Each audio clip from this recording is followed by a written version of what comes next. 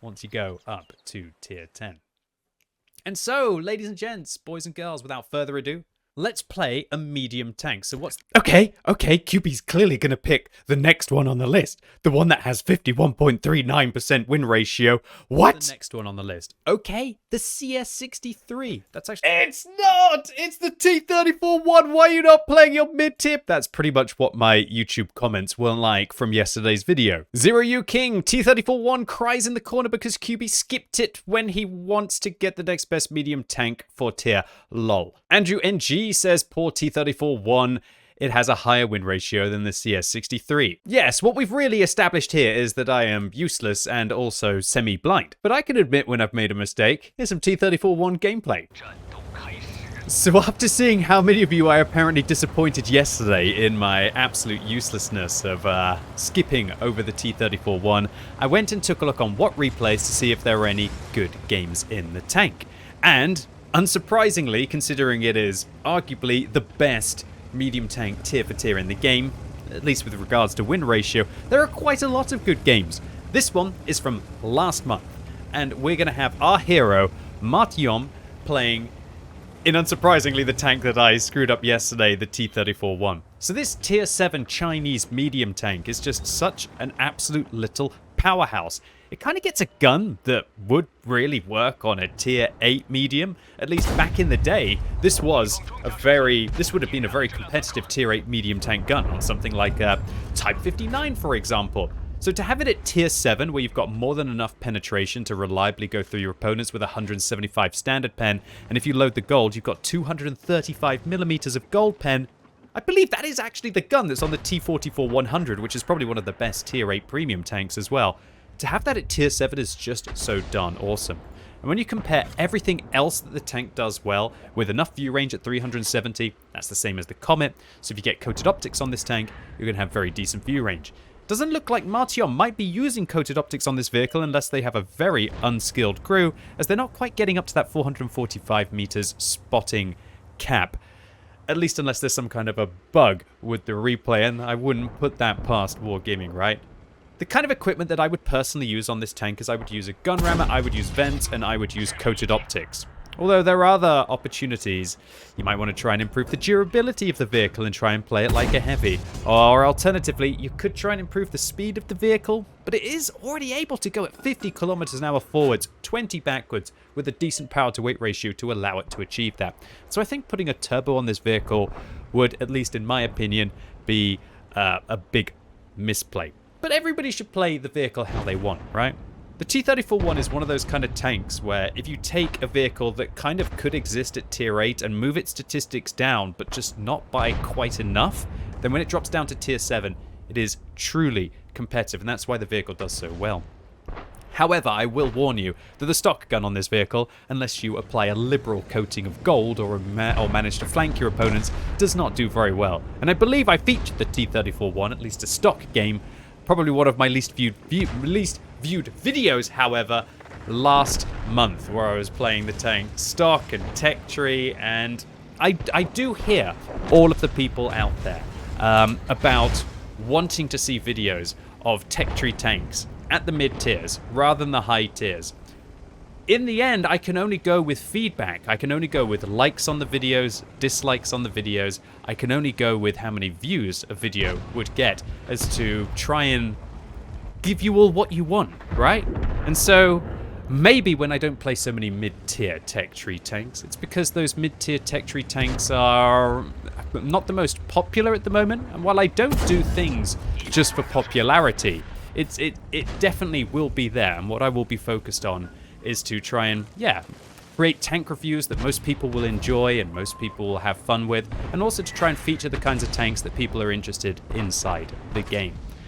Okay, so Martjom has managed to help win the field. Now he's going to let his CS44 and his Cromwell Berlin go off and flank. And he's going to take his T34-1 instead to be able to go into the town and try and deal with the heavies. And this vehicle, with its 250 alpha damage, great penetration, and very good turret armor. We're talking about 170 millimeters of turret armor on this tank, and it is well angled. And so if you're using any of your 5 degrees of gun depression, this is a very solid turret, and it can reliably bounce all lower tier tanks and even go toe-to-toe with some equal and higher tier tanks.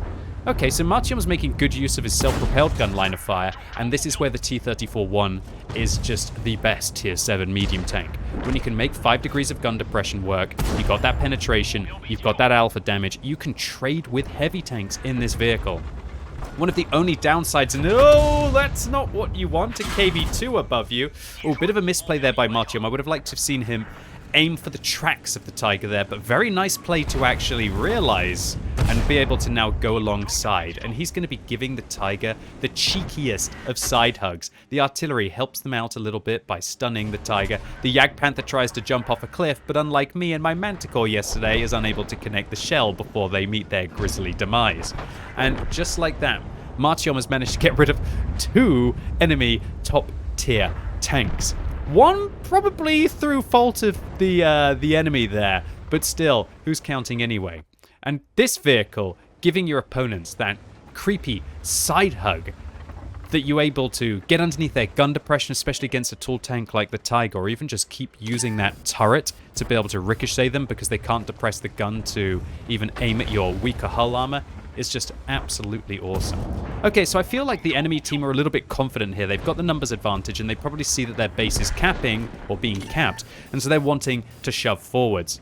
And Martjom, having this lovely dip location, is able to just control the engagement. And when you're playing your T-34-1, that's exactly what you need to do. You want to have a ridge between you and your opponents, but also the kind of ridge that is very shallow with the gradient. You don't want it to be too steep. If it's too steep, then you can't use the 5 degrees of gun depression this vehicle has, and then your turret armor doesn't really matter because you're going to have to overexpose your hull if you want to get the gun singing. Alright, so Martjom up to 1 kill now and 2,400 damage. We're nearing enough reaching the halfway point of this game, and as we can see, while the Cromwell Berlin made a valiant attempt at capping there, they were unable to be able to secure the cap circle before the Type 64 managed to get back and shut down that. And so now Martjom finds themselves in a 3 versus 5 scenario with 1 self-propelled gun supporting. A clutch shot against the T-34-85 there that's making their way back towards Martjom's cap circle now means that there's only 1 tank there. And by the process of deduction, it's going to be a T-28 HTC. So Martjom has gold rounds loaded here. There's 235 millimeters of penetration. Will easily be able to go through most plates on the T-28 HTC. But an absolute disaster here. Martjom gets tracked and ammo racked, and with great discipline, Martjom decides that they are going to, instead of repair the ammo rack like a lot of players would have, repair the track instead. And it doesn't really matter if you are probably only packing about 800 DPM in this situation.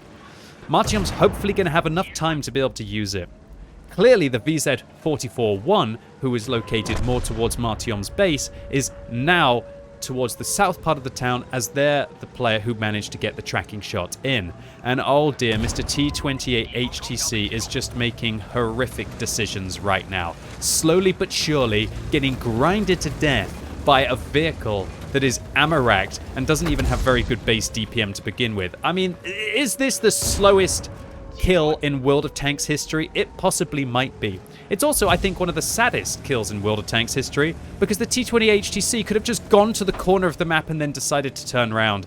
Oh well, a little bit of a panic play here, maybe thinking they could ram the tracks of the T-34-1, and just in time, while ammo racked for an entire minute, Martjom manages to shut down with a dance of death against the Tier 7 American Reward Tank Destroyer.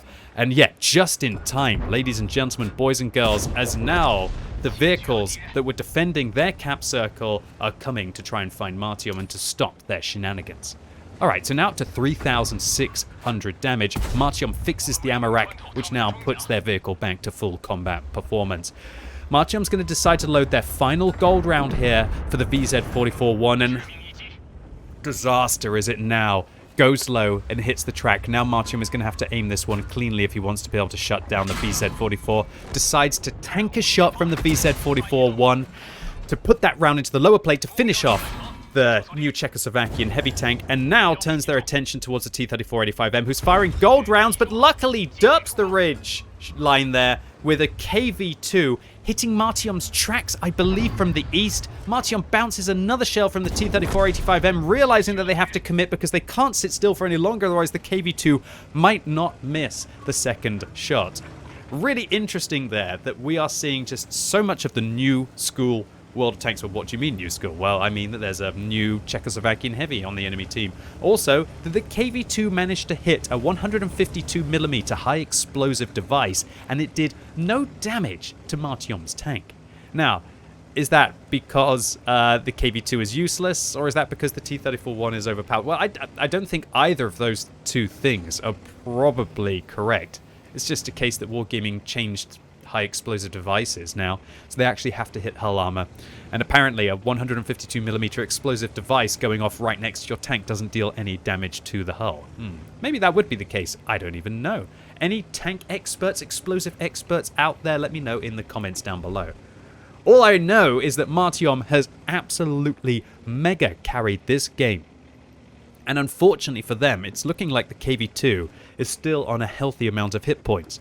Last time they were spotted, but that wasn't until the cap circle and Martjom wasn't in radio communication range, or shall I say render distance range, with the KV-2, so they don't know how many hit points of the 704 they were last spotted on that they still have.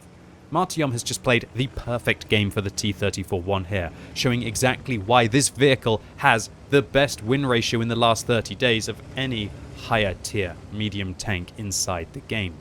But it doesn't really matter how good your vehicle is when there's the almighty balancer of the KV-2 high explosive round. All November on the enemy team will have to do, as we say goodbye to November today, as it is the 1st of December. Will we be saying goodbye to November in this game of World of Tanks as well? Possibly, maybe.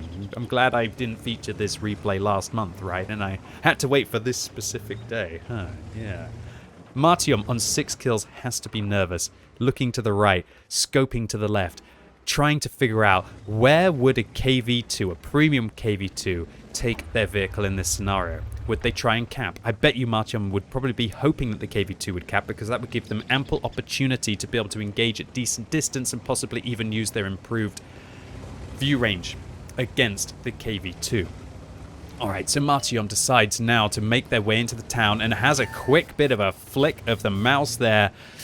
A little bit nervous. The KV-2 has spotted you and you're locked in mortal combat now behind the building. There's no way to use your view range advantage in a medium tank anymore. Martjom's going to try and maybe use these fences, but remember they don't even protect you against high explosive rounds anymore, Martjom, so that high explosive shell is going to go right through and into the vehicle if that's the case. So Martjom fires through 2 walls there into the KV-2, now putting them down to 454 hit points, so that should be just 2 more shots should be able to do it. But the KV-2 doesn't need 2 shots to be able to take Martjom out. Martjom puts a tracking shot in, locking the KV-2 in place but failing to do any damage to their vehicle. And Martjom manages to bait the KV-2 into firing. Low rolls there, now meaning that unless it's a decent roll that Martjom is going to need an extra one.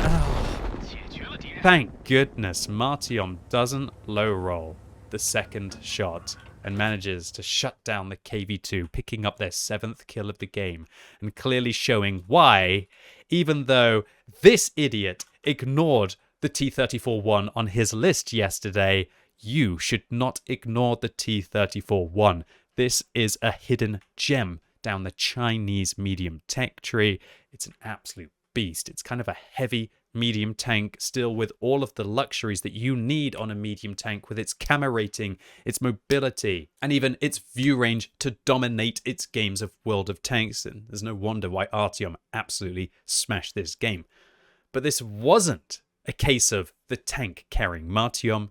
He used a good tool well, displaying some calm and calculated plays to take down a tremendous carry in a vehicle that not too many people consider is capable of. So unsurprisingly, an ace tanker here for Martjom, with 1,891 base experience. And in the description, Martjom writes, most experience match so far for me. Well, congratulations to you. That is a mammoth game to have in any tank, let alone a T-34-1. And while also setting themselves new records, Martjom picks up a Defender's Medal for protecting the cap circle against the T-28 concept, a high caliber for the 4,947 damage that they dealt, although they did lose a load of credits for it. Who's counting anyway if you're setting yourself new experience records, right? So Martjom, congratulations to you on this mammoth game in your Tier 7 Chinese medium tank, and thank you so much for uploading your replay to the What Replays website to get me out of jail from not playing this tank, albeit accidentally, yesterday. So anyway, ladies and gents, boys and girls, that was it for today. I really hope you enjoyed this video. If you did, give it a thumbs up. If you hated it, give it a thumbs down. And yeah, I hope you appreciated that I tried to fix the travesty of the T-34-1 issue yesterday. And as always, thank you so much for watching. You've been epic, and hopefully I'll see you soon.